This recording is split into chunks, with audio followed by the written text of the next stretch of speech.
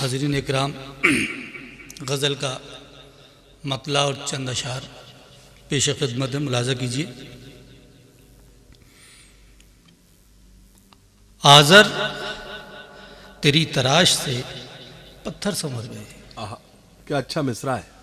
आज़र तेरी तराश से पत्थर समर गए, हम आईना मिजाज थे टूटे बिखर गए। आज़र तेरी तराश से पत्थर समर गए, हम आईना मिजाज थे टूटे बिखर गए।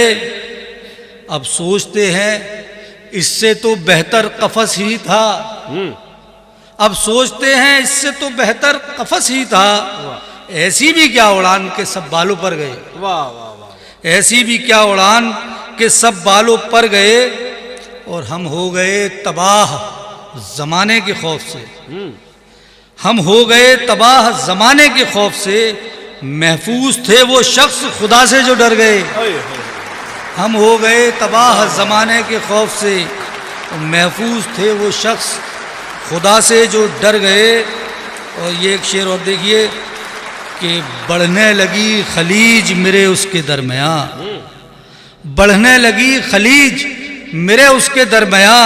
रिश्ते बुलंदियों से ज़मी पर उतर गए, रिश्ते बुलंदियों से ज़मी पर उतर गए।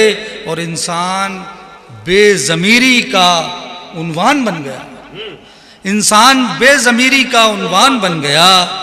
जो लोग वज़ेदार थे जाने किधर गए, जो लोग वज़ेदार थे जाने किधर गए।